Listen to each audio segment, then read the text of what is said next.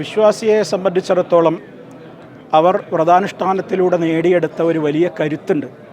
ആ കരുത്ത് ലോകത്ത് എന്ത് സംഭവിക്കുന്നതും സ്രഷ്ടാവിൻ്റെ തീരുമാനങ്ങളാണ് എന്നുള്ള ഉറച്ച വിശ്വാസമാണ്.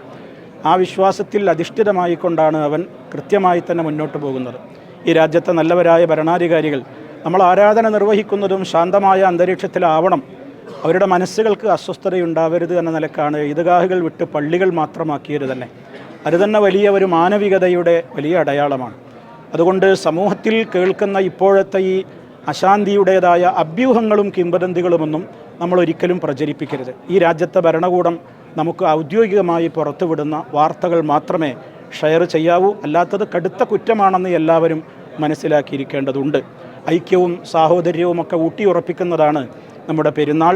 അത് ഏത് കാലഘട്ടത്തിലും നിലനിൽക്കണം. അശാന്തിയുടെ കാലത്തും അതിൻ്റേതായ കാര്യങ്ങൾക്ക് ഉതകുന്ന കാര്യങ്ങളെ നമ്മൾ ഇടപെടുവാനും സംസാരിക്കുവാനുമൊക്കെ പാടുള്ളൂ. മൂന്നാമതായി ഓർമ്മപ്പെടുത്തുവാനുള്ളത് മലയാളികളോടാണ്. കേരളം ഒരു തെരഞ്ഞെടുപ്പിലേക്ക് പ്രഖ്യാപിച്ച് നാട്ടിൽ അതിൻ്റേതായ പ്രവർത്തനങ്ങളൊക്കെ തകൃതിയായി നടന്നുകൊണ്ടിരിക്കുകയാണ്.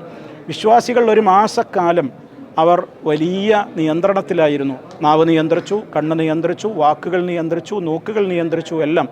അതേ അവസരത്തിൽ രാഷ്ട്രീയമല്ലേ, അവിടെ നമുക്ക് എന്തും ആവാം, ആരെയും എന്ത് തെറിയും പറയാം എന്നുള്ള ഒരവസ്ഥയിലേക്കൊന്നും അവിശുദ്ധമായ ഒരു രാഷ്ട്രീയ ഇടപെടലുകൾ ഉണ്ടാവരുത്. മറിച്ചൊരു വിശ്വാസി രാഷ്ട്രീയത്തിൽ നിന്നൊക്കെ ഒളിച്ചോടേണ്ടവനുമല്ല, അവൻ അരാഷ്ട്രീയവാദിയായി മാറേണ്ടവനുമല്ല. മറിച്ച് വർഗീയത ഈ രാജ്യത്ത് പ്രോത്സാഹിപ്പിക്കുന്ന ഒരു ഭരണകൂടവും വരാതിരിക്കാനുള്ള കരുതലും കരുത്തുമാണ് വിശ്വാസികൾക്കുണ്ടായിരിക്കേണ്ടത്. എല്ലാ അർത്ഥത്തിലും ലോകത്ത് മുഴുവൻ സമാധാനം എത്രയും വേഗം പുനഃസ്ഥാപിതമാവട്ടെ എന്ന് പ്രാർത്ഥിക്കുന്നു. ഒരിക്കൽ കൂടി ആശംസകൾ നേരുന്നു. അല്ലാഹു അക്ബർ, വലില്ലാഹിൽ ഹംദ്.